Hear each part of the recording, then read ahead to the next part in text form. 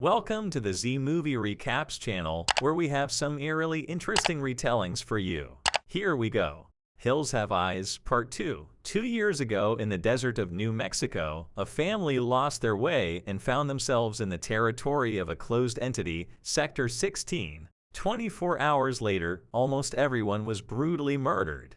In the following week, troops led a cleanup operation. 2 years later, for reasons unknown, the authorities decided to take the area under surveillance, and they almost succeeded. Hang, installing sensors in the premises, keeps in touch with Wilson. At some point the signal is lost, and the young man runs to the central hub. Seeing the wires chewed up by rats, he sighs heavily. Meanwhile, Dr. Foster is outside the ravine and tries to radio Wilson. At that moment, an ugly-looking man appears in front of him. And of course, what does he do? Kills him. The armed Lincoln also falls victim to the local freaks.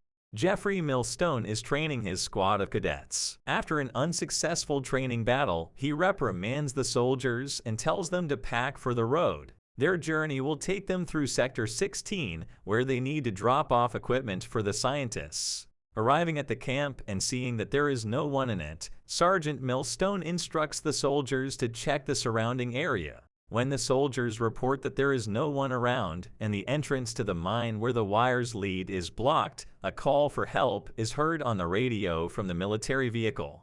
The signal is constantly interrupted due to the presence of high hills, which serve as an obstacle. Millstone notices the glow of a mirror on a hill and orders the squad to prepare for a sortie in full ammunition. Private DeWitt Naples remains in the camp. He has angered the captain and ordered him to guard the latrine, standing on one leg and holding an automatic rifle above his head. At the last moment, the captain orders Amber Johnson to stay in camp to try to establish communication. Moving through the hills, the men talk about the secrecy of the range, each making his own theories. At this point, Private Michael Ellard falls down an old mine shaft. A comrade manages to pull the soldier to the surface, but because of his badly injured leg, Millstone sends him back to camp so as not to slow the others down. After making sure that the squad is out of sight, David goes into the toilet stall to fix a need. He jumps out of there like a stunned man when a human hand appears out of the hole. Together with a dazed Amber, they return and see a man asking for help. After pulling him out, the soldiers see a lot of cuts on the body of the unfortunate man. He has no time to say who did this to him. Taking his last breath, the man dies. Amber does not understand why he died, because the wounds on his body are not deep at all. David explains that through the cuts, bacteria entered the body, causing infection. Whoever did this wished the man a slow and painful death. While the young men are washing off the feces and trying to call for help, the car they arrived in catches fire. Moreover, the fighters' weapons, left unattended, disappear. A frightened Amber offers to go into the hills to catch up with her squad, but David continues to try to make contact with anyone.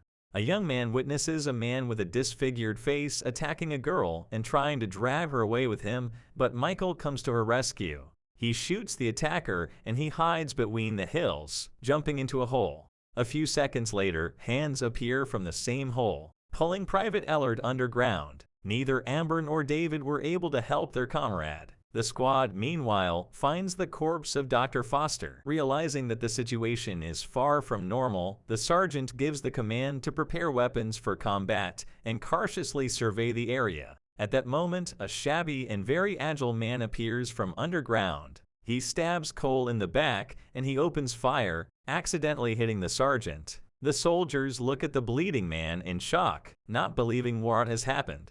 Amber and David arrive and tell them about Michael's death, and the squad realizes that they have fallen into a truly deadly and dangerous trap. After reaching a suitable slope, Delmore offers to lower the sergeant's body down. Feeling guilty, Cole says he will go down with him. David makes a harness for two of them while the others hold the safety rope. A couple of minutes into the descent, the safety ropes fall because the other end is suddenly too light. Looking down, the soldiers see their comrade crushed. Delmore pulls up the rope and sees that someone has cut it. While the team is bemoaning what has happened, the local hill dwellers have stolen all their ropes and cables. Realizing that there is no other choice, the soldiers try to find a way down to the plain. At some point, they spot a wounded man between the rocks. It turns out to be Colonel Rating. He tells them that the mine is inhabited. Mutants from radiation in the 50s are still looking for victims to feed on. After saying this, the Colonel puts a bullet in his head and falls off a cliff. Amber and Missy sit on a rock discussing their life in the civilian life. At this moment, from behind the rocks appears a freak, which is immediately shot by the guys lurking in the shelter. While they examine the dead, Missy moves aside to urinate. And at this very moment, behind her back appears a huge, ugly man who takes her away with him. The others notice the disappearance of the girl and have time to see where exactly the mutant took his victim. Running to the entrance of the cave, Locke voices his concerns about the place. He says that it is better to try to go down to the plane and call for help. The rest of the Intrepid go inside to find and rescue Missy. Making their way through the endless tunnels, the company gets into a water stream that separates them. Delmore and Crank remain somewhere on top, while David and Amber are carried down.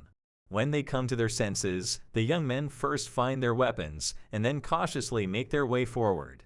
In the pitch darkness, they do not notice that the freak clamping Missy's mouth is standing in walking distance, waiting for the fighters to pass by. Locke, making his way through the mountain ledges, notices a cave in the rock. Upon reaching it, he comes face to face with a mutant who chops off the guy's arm and then pushes him onto the sharp rocks. Crank tries to get over the cliff and jumps forward, but stumbles and hangs over the abyss. Delmore rushes to his comrade's aid, pulling him to the ledge of the cave. The mutant who kidnapped Missy brings the girl to a room where he tries to possess her. The freak is stopped by her father, who assures her that the girl must have a child by him. Having thrown his son out of the room, the incredibly large mutant takes up his cause. David and Amber hear Missy's screams and rush to help. On the way, they meet the same freak who kidnapped the girl.